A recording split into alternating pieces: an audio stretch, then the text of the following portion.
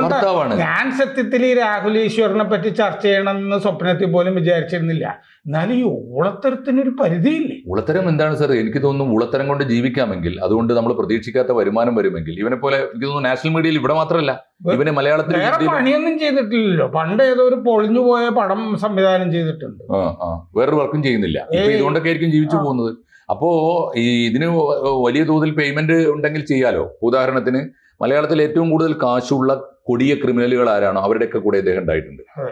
ഇപ്പോൾ ദിലീപിന് വേണ്ടി വാദിച്ച അത്ര വൾഗറായി ആർക്കും മലയാള സിനിമയിലെ എല്ലാ വമ്പന്മാർക്കും ദിലീപിനെ രക്ഷിക്കണമെന്നുണ്ട്. പക്ഷെ അവർ കുറച്ച് മാന്യതയുടെ ഒരു മുഖം കീപ്പ് ചെയ്യേണ്ടത് കൊണ്ട് അവർ പറഞ്ഞില്ല. ദിലീപിന് വേണ്ടി പരസ്യമായി രംഗത്ത് വന്നയാളാ ഏതെല്ലാം കുറ്റവാളികൾക്ക് വേണ്ടി വന്നു.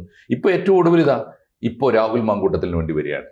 അപ്പൊ ഇതിന്റെ ഒരു അർത്ഥം എന്താണെന്ന് വെച്ചാൽ, ഇത് ഏതെങ്കിലും കൊലക്കേസോ ഇങ്ങനെ എന്തെങ്കിലും കേസോ ബലാത്സംഗ കേസോ വന്നു കഴിഞ്ഞാൽ പുള്ളി കൊലപാതകയുടെ കൂടെയോ ബലാത്സംഗയുടെ കൂടെ ആയിരിക്കും.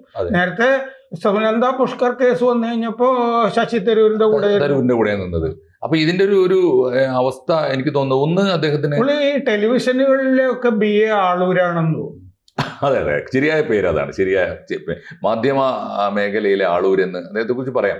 ഒന്ന്, ആളൂര് നോക്കുന്നത് എന്താ, ബണ്ടി ചോറിന് വേണ്ടി ഇനി ചിലപ്പോ രംഗത്ത് വരും. കാരണം ബണ്ടി ചോറ് ആളൂരിനെ കാണാനാണ് കൊച്ചിയിൽ വന്നത്.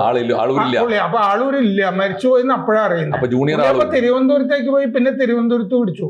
തിരുവനന്തപുരത്ത് പുള്ളി പോയത് ഈ രാഹുൽ ഈശ്വരനെ കാണാനായിരിക്കും ചിലപ്പോ പോയത്. ആയിരിക്കാം തീർച്ചയായിട്ടും. എനിക്ക് തോന്നുന്നു ആളൂരില്ലെങ്കിൽ മറ്റൊരാളൂര്, മാധ്യമരംഗത്തെ ആളൂരെങ്കിലും മതി എന്ന രീതിയിലേക്ക് എത്തേണ്ടി വരും. കൂടുതൽ വാർത്തകളും വിശേഷങ്ങളും നിങ്ങളിലേക്ക് എത്താൻ ABC മലയാളം സബ്സ്ക്രൈബ് ചെയ്യുക, ബെൽ ബട്ടണും അമർത്തുക.